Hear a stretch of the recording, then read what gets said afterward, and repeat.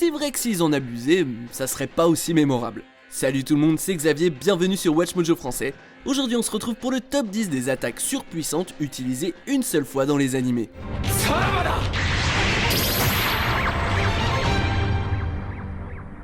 Pour cette liste, on va s'intéresser aux techniques que les personnages d'animé utilisent une seule et unique fois.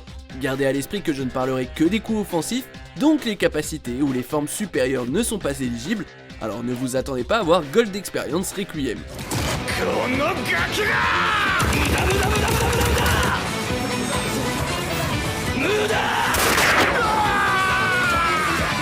Ah et aussi je ne prends en compte que ce qu'on a vu sur les écrans pour le moment, alors gardez-le pour vous si jamais vous êtes au courant qu'une deuxième attaque du genre aura lieu à un moment.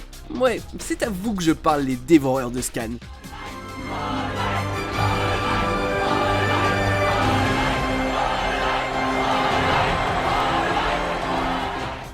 Numéro 10, la plante vampire Yu Yu Hakusho.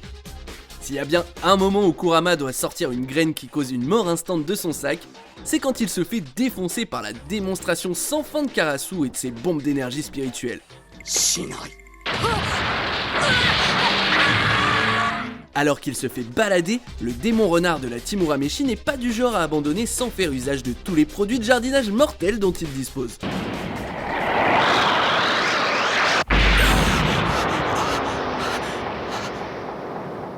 Malheureusement pour Karasu, il se retrouve coincé avec une plante agressive qui avait bien trop envie de lui aspirer le sang.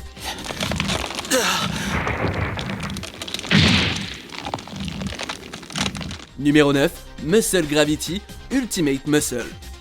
On ne peut pas finir un arc de tournoi avec un coup sans éclat, surtout quand il s'agit d'affrontements intergalactiques.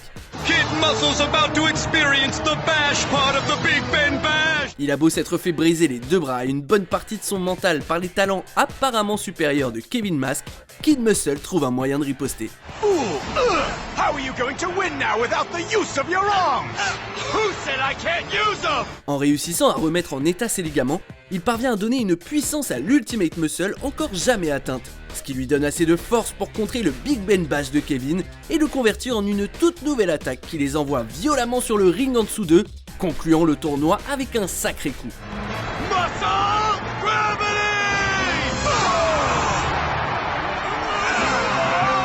Doc, is this it? Is it all over for Kevin Mask? Numéro 8, la forme finale, The Big O.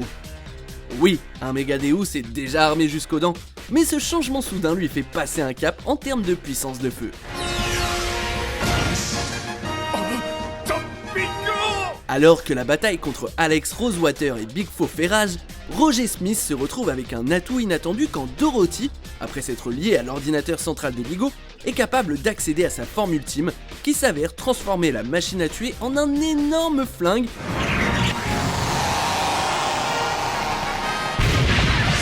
Globalement, un flingue capable de zigouiller d'un coup de blaster ses congénères d'une simple pression sur un bouton. Ça c'est de la négociation de haut niveau.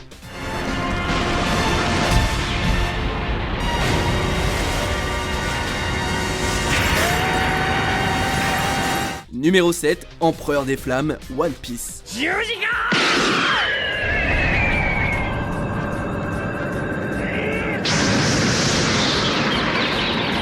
C'est à rien de dire qu'Ace a essayé tout ce qu'il a pu dans son combat contre Barbe Noire, exploitant tout le potentiel du Pyrofruit dans l'espoir de réduire en cendres le traître et ancien membre de l'équipage de Barbe Blanche. Qui sait, s'il avait commencé en lâchant cette petite supernova, le résultat aurait peut-être été différent.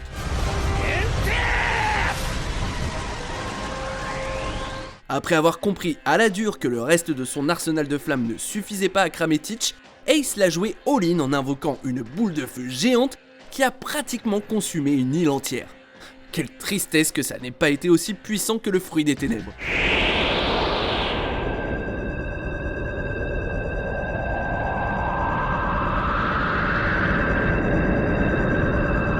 Numéro 6, les enfants de la déesse mère de la moisson noire, Overlord.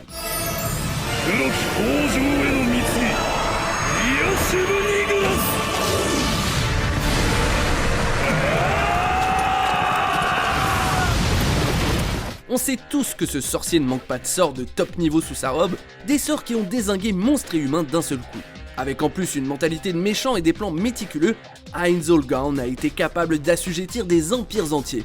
Mais c'est vrai qu'après l'avoir vu lâcher sur une armée des chèvres Lovecraftiennes, démoniaques, géantes et dotées de tentacules, je me demande juste pourquoi il a fait tant d'efforts à préparer des stratégies et tout ça.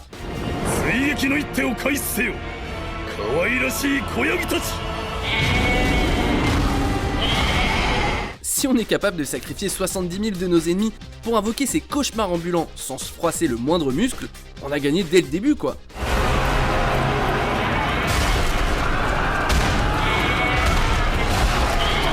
Numéro 5, United States of Smash, My Hero Academia.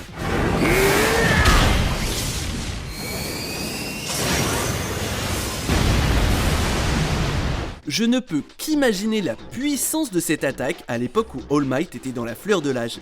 Parce que même affaibli, son alter frôlant la mort, le symbole de la paix a pu donner un coup avec une telle force et une telle ampleur qu'il a pu éclater un gars comme All for One, malgré leur importante différence de force.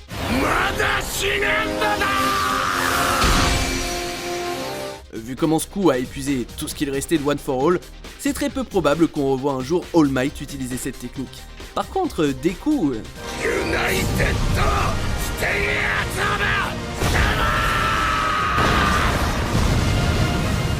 Numéro 4, la paume de zéro, Hunter x Hunter. Il n'y a jamais eu de preuve aussi évidente de la force du roi des Chimera Ant que le fait qu'il ait survécu à cette attaque. Alors que l'affrontement entre Netero et Meruem ne cesse de monter en violence, le Hunter vétéran n'a plus d'autre choix que de déclencher la capacité de Nen la plus mortelle à sa disposition, créant une statue qui emprisonne son adversaire avant de déchaîner un coup avec la puissance d'une étoile.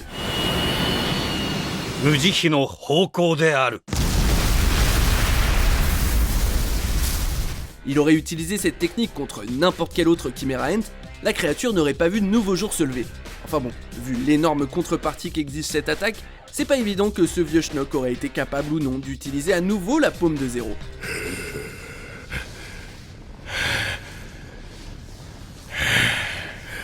Numéro 3, Final Kamehameha, Dragon Ball Super. On savait déjà que Vegeto était une brutasse, mais alors en Super Saiyan Blue, bonjour.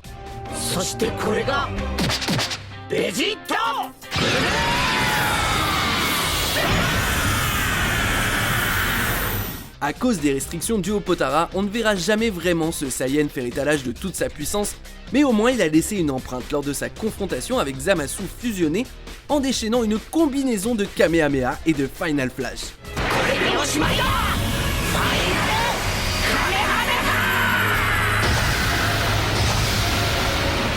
Ce qui aurait dû signer la fin des haricots pour la divinité, mais il y a ce concept relou d'immortalité qui est entré en compte et a gâché tout le fun.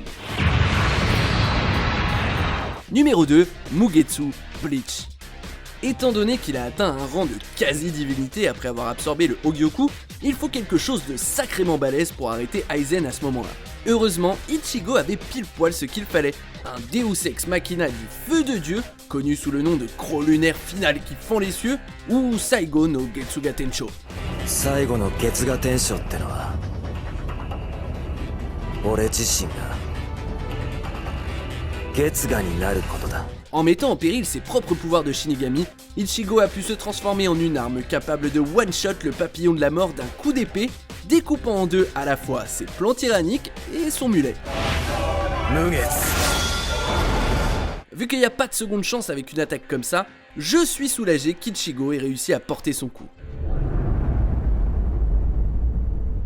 On arrive bientôt à la fin.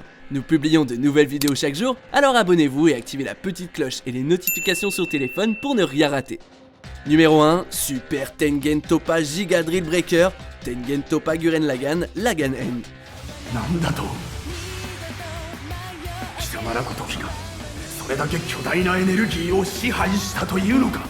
C'est la technique qui a épargné au cosmos l'annihilation.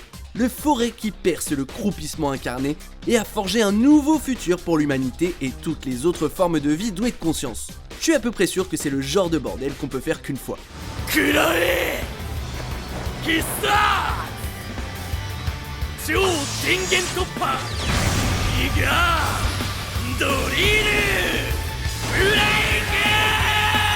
Alors que l'affrontement avec l'anti-spirale atteint son summum, la team d'Aiguren lâche tout pour s'assurer la victoire, et dans ce cas, cela implique de forger un forêt plus grand que des galaxies entières, dans le but de transpercer l'extinction ambulante dans un énorme boom.